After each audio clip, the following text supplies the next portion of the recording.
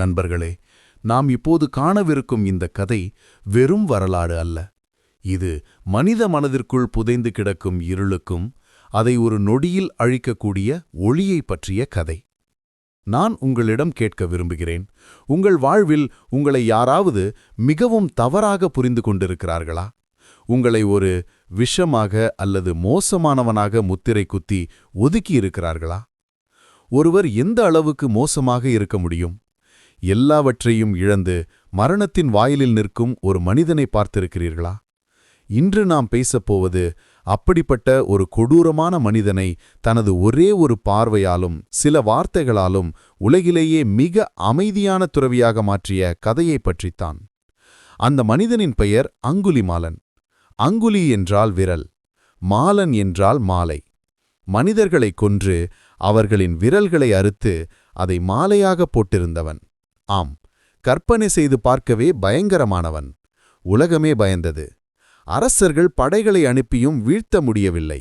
ஆனால் ஒரே ஒரு துறவி, புத்தர், அவர் அவனை தேடிச் சென்றார். அந்த காலத்து சாலைகளை கற்பனை செய்யுங்கள். காடுகள் அடர்ந்த பாதைகள். அங்குலிமாலன் ஒரு காட்டில் ஒரு மரத்தடியில் காத்திருக்கிறான். அவன் கண்களில் தீ இருந்தது, கைகளில் இரத்தம் உறைந்திருந்தது. அவனை கண்டாலே மக்கள் அலறினார்கள். ஆனால் அந்த பாதையில் அமைதியாக நடந்தார் ஒரு ஞானி. அவர் முகத்தில் அச்சமில்லை. அவர் யாரை தேடிச் செல்கிறார் என்று எல்லோருக்கும் தெரியும், அங்குலிமாலனை. புத்தர் ஏன் சென்றார்? அங்குலிமாலனுக்கு பயம் என்றால் என்னவென்று தெரியாது. ஆனால் புத்தருக்குத் தெரியும், அவனுக்குள் இருக்கும் அமைதியை. அங்குலிமாலன் மரத்தின் மறைவிலிருந்து வெளியே வருகிறான். அவன் கையில் இருக்கும் இரத்தக்கரை படிந்த வாள் மின்னுகிறது. அவனது விரல் மாலையைக் கண்டு அங்கே உள்ள இலைகள் கூட நடுங்குவது போல இருக்கிறது. அங்குலிமாலன் கர்ஜனை செய்கிறான். நில், துறவியே, நீ யார்? உனக்கு என் பெயர் தெரியாதா? எல்லோரும் பயப்படும்போது நீ மட்டும் ஏன் அமைதியாக வருகிறாய்? புத்தர் நின்றார்.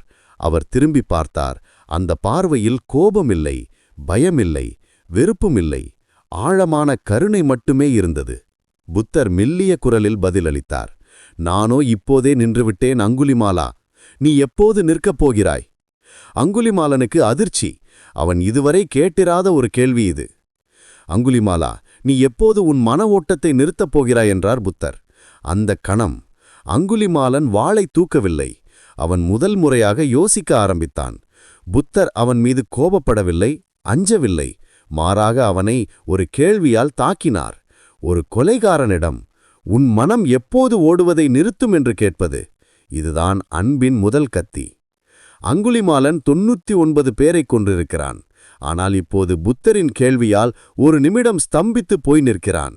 அன்பு, அமைதி, கருணை இவற்றுக்கு எதிராக உலகிலேயே எந்த ஆயுதமும் இல்லை என்பதை இந்த சந்திப்பு உணர்த்துகிறது. புத்தர் அங்குலிமாலனின் உடலை பார்க்கவில்லை. அவனுக்குள் அணையாமலிருந்த மனிதாபிமானத்தின் தீப்பொறியை பார்த்தார். அங்குலிமாலன் மிரளவில்லை, ஆச்சரியப்படவில்லை. அவன் குழம்ப அடைந்தான்.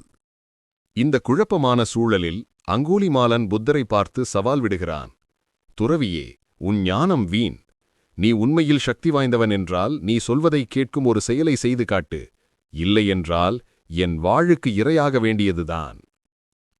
அப்போது புத்தர் அங்கிருந்து சற்று தொலைவில் இருக்கும் அடர்ந்த மரத்தை பார்த்தார். அவர் அங்குலிமாலனிடம் மிகவும் அமைதியாக ஆனால் அதிகாரமான குரலில் சொன்னார். அங்குலிமாலா, உனது வலிமையை நிரூபிக்க உன்னால் இந்த மரத்தை வெட்ட முடியுமா? அங்குலிமாலனுக்கு ஒரே ஆச்சரியம். இவ்வளவுதான் உன் ஞானமா? 999 பேரின் விரல்களை மாலையாக போட்ட எனக்கு ஒரு மரத்தை வெட்டுவது என்ன கடினமா என்ற சிரித்தான். அடுத்த கணம் அவன் தன் வாளை மின்னல் வேகத்தில் வீசினான். கடார் என்ற சத்தத்துடன் அந்த அடர்ந்த மரத்தின் கிளை கீழே விழுந்தது. அங்குலிமாலன் வெற்றி பெருமிதத்துடன் புத்தரின் முன் வந்து நின்றான். பார்த்தாயா துறவியே, ஒரு நொடியில் வெட்டிவிட்டேன். அப்போதுதான் புத்தர் தன் ஞானத்தின் உச்சகட்டமான அடுத்த கட்டளையை வெளியிட்டார். அந்த கேள்வி அங்குலிமாலனின் மொத்த இருப்பையும் உலுக்கியது. புத்தர் புன்னகையுடன் கேட்டார்.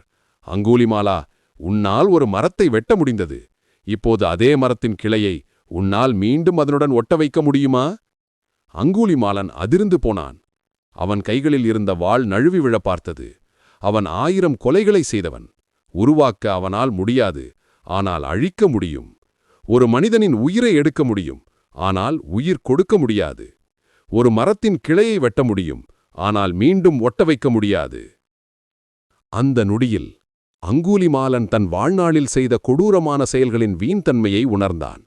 அழிப்பதில் அவனுக்கு இருந்த சக்தி உண்மையில் ஒரு பலவீனம் என்பதை உணர்ந்தான். இது அவனது மனமாற்றத்தின் முதல் விதை. அங்கூலிமாலன் இப்போது தன் வலிமையின் போலித்தனத்தை உணர்ந்துவிட்டான். தான் செய்த அத்தனை கொலைகளும் அத்தனை அழிவுகளும் நிரந்தரமானவை, திரும்பப் பெற முடியாதவை என்று உணர்ந்தான். விரல் மாலை கனத்தது. அங்கூலிமாலன் தன் வாளை கீழே போட்டான். அவன் கர்வமாக இருந்தவன் இப்போது குழந்தை போல தளர்ந்து நின்றான்.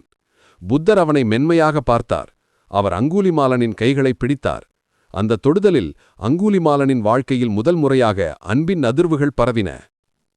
புத்தர் மிகவும் மென்மையான ஆனால் ஊடுருவும் குரலில் அங்கூலிமாலனிடம் கேட்டார், அங்கூலிமாலா, நீ இப்போது பலரை காயப்படுத்திவிட்டாய். 1000 விரல்களை மாலையாக அணிந்திருக்கிறாய். ஆனால் உன்னுடைய கைகளை இப்போது பார். உன்னுடைய காயம் எங்கே இருக்கிறது? அங்கூலிமாலன் குழப்பத்துடன் தன் கைகளை பார்த்தான். இரத்தம் காய்ந்திருந்தது, ஆனால் காயங்கள் இல்லை. புத்தர் தொடர்ந்தார், நீ வெளியே உள்ளவர்களை காயப்படுத்தினாய். ஆனால் நீ கொன்ற ஒவ்வொரு உயிரும் முதலில் உனக்குள்ளிருந்த அமைதியைக் கொன்றது. நீ மற்றவர்களை அழிப்பதற்கு முன் உன்னை நீயே அழித்துக் கொண்டாய். உண்மையிலேயே உன்னை காயப்படுத்தியது யார்? இந்த கேள்வி அங்கூலிமாலனின் இதயத்தை துளைத்தது.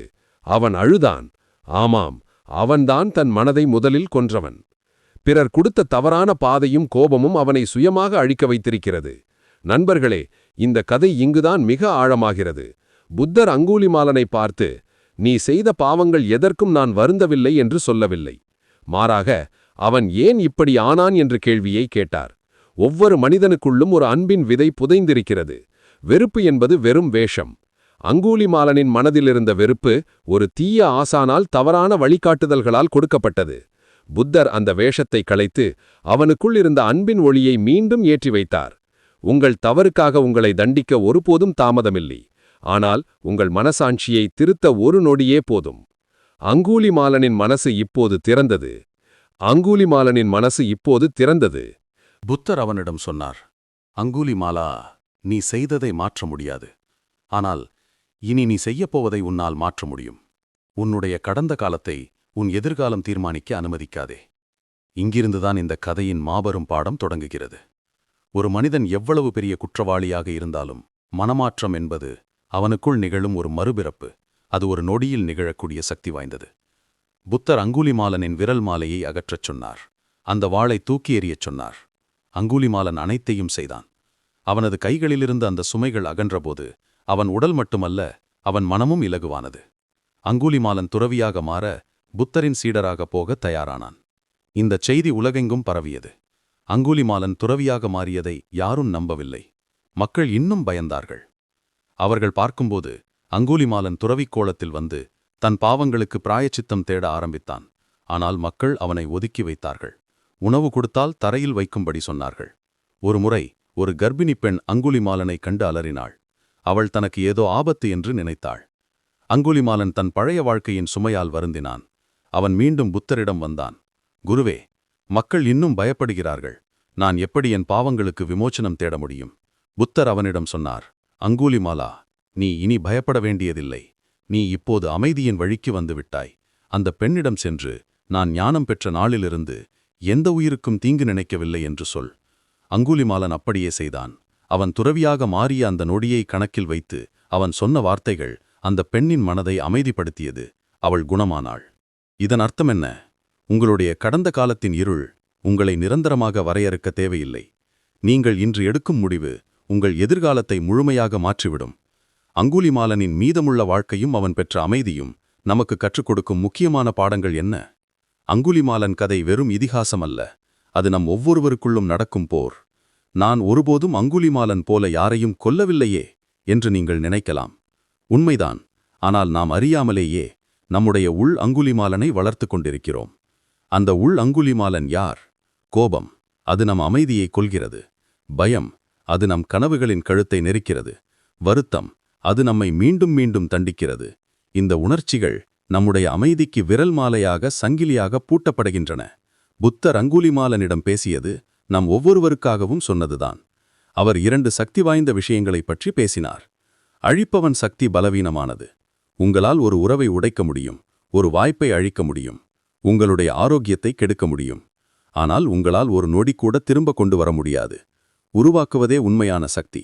இன்று முதல் உங்களுடைய நேரத்தை அழிப்பதற்கு பதிலாக உங்களுக்கான சந்தோஷத்தையும் அறிவையும் உருவாக்க பயன்படுத்துங்கள். அன்புதான் நிஜம். அங்குலிமாலன் வெறுப்பின் வேஷத்தில் இருந்தான். ஆனால் புத்தர் அவனிடம் அன்பை காட்டினார். அந்த அன்பு அவனுடைய அத்தனை வெறுப்பையும் போக்கியது. நீங்கள் உங்களை வெறுப்பதால்தான் உங்களுடைய தவறுகளைப் பற்றி திரும்ப திரும்ப சிந்தித்து உங்களை தண்டிக்கிறீர்கள். அங்குலிமாலனைப் போலவே நீங்கள் உங்களை முதலில் மன்னிக்க வேண்டும். உங்களில் யாராவது ஒருவர் ஒரு பழைய தவறுக்காகவோ அல்லது ஒருவர் உங்களை காயப்படுத்தியதற்காகவோ இப்போதும் வருத்தப்பட்டுக் கொண்டிருக்கிறீர்கள் என்றால் இன்று முதல் ஒரு புதிய முடிவை எடுங்கள். உங்களுக்குள் இருக்கும் அங்குலிமாலனை பாருங்கள். அந்த பழைய தவறு, பழைய கோபம், பழைய பயம் இவை உங்களை துன்புறுத்துகிறது. உங்களில் யாராவது ஒருவர் ஒரு பழைய தவறுக்காகவோ அல்லது ஒருவர் உங்களை காயப்படுத்தியதற்காகவோ இப்போதும் வருத்தப்பட்டுக் கொண்டிருக்கிறீர்கள் என்றால் இன்று முதல் ஒரு புதிய முடிவை எடுங்கள். உங்களுக்குள் இருக்கும் அங்குலிமாலனை பாருங்கள். அந்த பழைய தவறு, பழைய கோபம், பழைய பயம் இவை உங்களை துன்புறுத்துகிறது. உங்கள் உள்ளங்கையை பாருங்கள். நீங்கள் யாருக்கும் தீங்கிழைக்கவில்லை. இனி உங்களை அழிக்காதீர்கள். உங்கள் மனதை விடுவியுங்கள். அமைதியை உருவாக்கத் தொடங்குங்கள். அங்குலிமாலனின் மறுபிறப்பு உங்களுக்கு கற்றுக் கொடுத்த பாடம் என்ன? அங்குலிமாலன் தன் பழைய வாழ்க்கையை மொத்தமாக உதறித்தள்ளினார். ஆனால் அதன் பிறகும் அவர் நீண்ட காலம் அமைதிக்காக போராட வேண்டியிருந்தது. மக்கள் பயப்படுவது, அவரை ஒதுக்குவது இவை அவரது மனதை சுட்டன. அங்குலிமாலன் நமக்கு கற்றுக் கொடுக்கும் இறுதி பாடம் இதுதான். உன்னுடைய மனமாற்றம் என்பது தனிப்பட்ட பயணம். அதற்கு மற்றவர்களின் ஒப்புதல் தேவையில்லை. மக்கள் உங்கள் கடந்த காலத்தை நினைத்து அஞ்சலாம், உங்களை நம்பாமல் இருக்கலாம். ஆனால் நீங்கள் உறுதியாக நிகழ்காலத்தின் அமைதியில் வாழும்போது உலகமே உங்களை ஒரு நாள் அங்கீகரிக்கும். புத்தர் அங்குலிமாலனுக்கு அளித்த ஞானம் மிகவும் எளிமையானது. அது நம் அன்றாட வாழ்க்கைக்கு இன்றியமையானது. தவறுகள் நடக்கலாம். ஆனால் நீங்கள் யார் என்று முடிவெடுப்பது உங்கள் நிகழ்காலச் செயல்கள்தான். உங்களிலிருந்து வெளிப்படும் அன்பும் கருணையும் உண்மையாக இருக்க வேண்டும். அது வேஷமாக இருக்கக்கூடாது. அங்குலிமாலன் மனம் திருந்தி துறவியாக மாறிய பிறகு அவன் செய்த அத்தனை தியானமும் உழைப்பும் உண்மையிலேயே அவனை குணப்படுத்தியது. உங்களை நீங்களே அன்பாக வைத்துக் கொள்ளுங்கள். உங்களிலிருந்து வெளிப்படும் அன்பும் கருணையும் உண்மையாக இருக்க வேண்டும். அது வேஷமாக இருக்கக்கூடாது. அங்குலிமாலன் மனம் திருந்தி துறவியாக மாறிய பிறகு அவன் செய்த அத்தனை தியானமும் உழைப்பும் உண்மையிலேயே அவனை குணப்படுத்தியது. உங்களை நீங்கள் பழைய தவறுகளுக்கு பொறுப்பேற்க வேண்டும். ஆனால் அதற்காக உங்களை தண்டிக்கக்கூடாது. உங்கள் பொறுப்பை அடுத்தவர் மகிழ்ச்சியாக இருக்க உதவுவதன் மூலம் நீங்கள் வெளிப்படுத்தலாம். அங்குலிமாலன் செய்த பாவங்களுக்கு பிராயச்சித்தம் தேட அவர் மற்றவர்களுக்கு உதவ ஆரம்பித்தார். உங்கள் அலுவலகத்தில் நீங்கள் கோபத்தில் பேசிய ஒரு வார்த்தை, அது உங்களுடைய உள் அங்குலிமாலன். உங்கள் குடும்பத்தில் பயத்தால் நீங்கள் எடுக்கத் தவறிய ஒரு முடிவு, அது உங்களுடைய உள் அங்குலிமாலன். நீங்கள் அந்த உள் கொலைகாரனை கொன்று அதற்கு பதிலாக அன்பையும் அமைதியையும் நம்பிக்கையையும் உருவாக்க வேண்டும். இதுதான் உங்களுடைய மறுபிறப்பு. உங்கள் மனதை திருத்துங்கள். நீங்கள் திருந்தினால் உலகம் உங்களை திருத்தும் உரிமையை பெறாது. புத்தர் மற்றும் அங்குலிமாலனின் இந்த கதை நமக்கு ஒரு விஷயத்தை மிக தெளிவாக புரிய வைத்தது. வெறுப்பு என்பது பலவீனமான ஆயுதம். அன்புதான் நிஜமான சக்தி. ஒரு மனிதன் விரல் மாலையை அணிந்திருந்தான். அவன் பயங்கரமானவன். ஆனால் புத்தரின் ஒரே ஒரு பார்வை, ஒரே ஒரு கேள்வி, நீ எப்போது நிற்கப் போகிறாய் என்பதே அவனை குணமாக்கியது. நீங்கள் இனிமேல் யாரையும் அழிக்க தேவையில்லை. உங்களுடைய கோபத்தையோ பயத்தையோ பழைய வருத்தத்தையோ அழிக்க தேவையில்லை. அதை உருவாக்காமல் இருந்தால் போதும். இன்று இந்த உரையை நீங்கள் கேட்டு முடிக்கும்போது உங்களுடைய பழைய தவறுகளையோ அல்லது உங்களை யாராவது காயப்படுத்தியதையோ பற்றி சிந்திப்பதை நிறுத்துங்கள். இனி நீங்கள் செய்ய வேண்டியது இதுதான். உங்கள் வாளை கீழே போடுங்கள். உங்களுடைய பழைய கால குற்ற உணர்ச்சியையும் கோபத்தையும் துறவுங்கள். அந்த விரல் மாலையை உங்கள் மனதிலிருந்து நீக்குங்கள். அது நிரந்தரமல்ல. புதிய கிளையை உருவாக்குங்கள். அழிப்பதை விட்டுவிட்டு அன்பை, அமைதியை, அறிவை, சந்தோஷத்தை உருவாக்க ஆரம்பியுங்கள். உங்களால் வெட்ட முடிந்த எல்லாவற்றையும் உங்களால் உருவாக்க முடியும் என்று நம்புங்கள். அன்பாக இருங்கள். உங்களை வெறுப்பவர்களிடமோ காயப்படுத்தியவர்களிடமோ நீங்கள் சண்டையிட வேண்டியதில்லை. புத்தர் அங்குலிமாலனிடம் அன்பை காட்டினார். நீங்களும் உங்களை நீங்களே நிபந்தனையின்றி நேசிக்க ஆரம்பியுங்கள். அன்பே உங்களை குணமாக்கும் சக்தி. என் அன்பு தோழனே, இன்று முதல் நீ ஒரு புதிய மனிதன். உங்களுடைய பழைய காலத்தின் இருள் உங்களை துரத்தினால் திரும்பி பாருங்கள். உங்கள் கையில் வாழ் இல்லை. நீங்கள் அமைதியுடனும் ஞானத்துடனும் இருக்கிறீர்கள். உங்களுடைய வளர்ச்சிதான் உங்கள் மன்னிப்புக்கான பிராயச்சித்தம். மறக்காதீர்கள். உங்கள் மனம் அமைதியாகும்போது உலகம் உங்களை பார்த்து அஞ்சாது, மரியாதை அளிக்கும். உங்களுடைய வாழ்க்கையின் மீதமுள்ள பயணத்தை அமைதியாலும் அன்பாலும் பிரகாசத்தாலும் நிரப்பிக் காட்டுங்கள். உங்களுடைய மறுபிறப்புக்கு வாழ்த்துக்கள். இந்த வீடியோ உங்களுக்கு பிடிச்சிருந்தா மறக்காம ஒரு லைக் பண்ணுங்க. உங்க நண்பர்களுக்கும் ஷேர் பண்ணுங்க. நம்ம சேனலுக்கு சப்ஸ்கிரைப் பண்ணுங்க. அடுத்த வீடியோல உங்களை சந்திக்கிறேன்.